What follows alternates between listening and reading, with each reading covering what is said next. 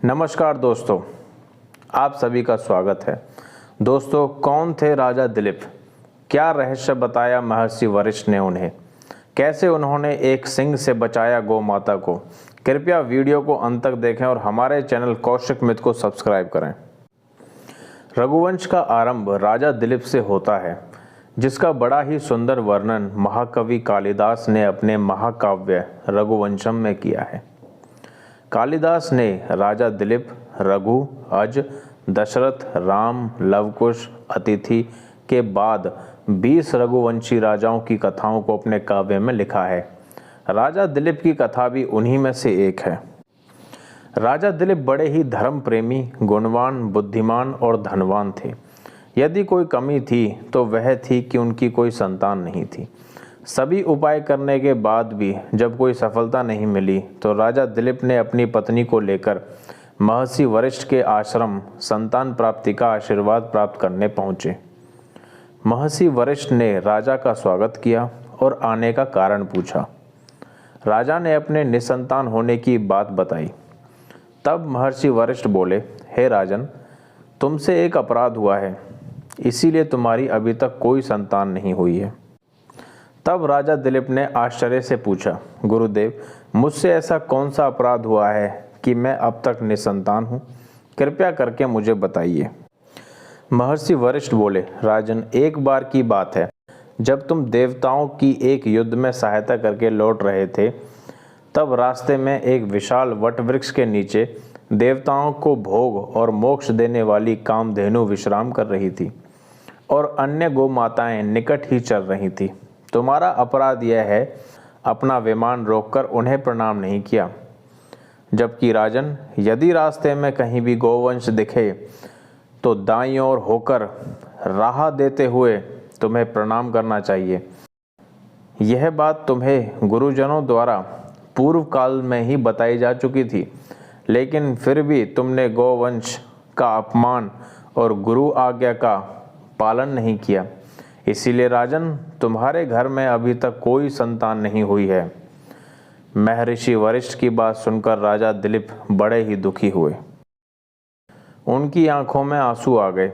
हाथ जोड़कर राजा दिलीप ने गुरु से प्रार्थना की, गुरुदेव, मैं मानता हूँ कि मुझसे अपराध हुआ है, किंतु अब इसका तो कोई उपाय तो बताओ। तब महर्षि वशिष्ठ बोले, एक उपाय है। ये मेरी गाय नंदिनी है, जो कामधेनु की ही पुत्री है। इसे ले जाओ और इसके संतुष्ट होने तक दोनों पति पत्नी इसकी सेवा करो और इसी के दूध का सेवन करो। जब यह संतुष्ट होगी तो तुम्हें पुत्र रत्न की प्राप्ति होगी। ऐसा आशीर्वाद देकर महर्षि वशिष्ठ ने राजा दिलीप को विदा किया। अब राजा दिलीप प्राण से नंदिनी की सेवा में लग गए। जब नंदिनी चलती तो वह भी उसी के साथ साथ चलते, जब वह रुक जाती तो वह भी रुक जाते। दिन भर उसे चराकर शाम को उसका दूध पीते थे। एक दिन अचानक एक शेर ने नंदिनी पर आक्रमण कर दिया और उसे दबोच लिया। उस समय राजा दिलीप के पास कोई अस्त्र शस्त्र नहीं थे। कोई उपाय न देख राजा दिलीप ने शेर से प्रार्थना करने लगे, हे वनराज, कृपया करके नंदिनी को छोड़ दीजिए। यह मेरे गुरु वशिष्ठ की सबसे प्रिय गाय है। मैं आपके भोजन की अन्य व्यवस्था कर दूंगा। तो सिंह बोला, नहीं राजन, यह गाय मेरा भोजन है, अतः मैं इसे नहीं छोड़ूंगा। इसके बदले तुम अपने गुरु को सहस्त्रों गाय दे सकते हो। बिल्कुल निर्बल होते हुए राजा दिलीप बोले, हे वनराज, आप इसके बदले मुझे खा लो, लेकिन मेरे गुरु की गाय नंदिनी को छोड़ दो। तब शेर बोला, यदि तुम्हें प्राणों का मोह नहीं है तो इसके बदले स्वयं को प्रस्तुत करो, मैं इसे अभी छोड़ दूंगा।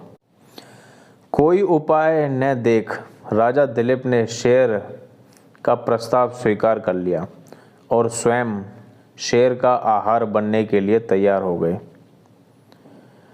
शेर ने नंदिनी गाय को छोड़ दिया और राजा को खाने के लिए उसकी ओर झपटा। लेकिन तभी वह हवा में गायब हो गया। तब नंदिनी गाय बोली, उठो राजन, यह मायाजाल मैंने ही आपकी परीक्षा लेने के लिए रचा था। जाओ राजन, तुम दोनों पति पत्नी ने मेरे दूध पर निर्वाह किया है, अतः तुम्हें एक गुणवान, बलवान और बुद्धिमान पुत्र की प्राप्ति होगी। इतना कहकर नंदिनी अंतर्ध्यान हो गई। उसके कुछ ही दिन बाद नंदिनी के आशीर्वाद से महारानी सुदक्षिणा ने एक पुत्र को जन्म दिया। रघु के नाम से विख्यात हुआ और उसके पराक्रम के कारण ही इस वंश को रघुवंश के नाम से जाना जाता है। महाकवि कालिदास ने इसी रघुवंश के नाम पर अपने महाकाव्य का नाम रघुवंशम रखा था।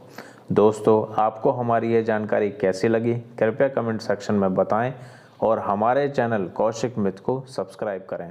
धन्यवाद।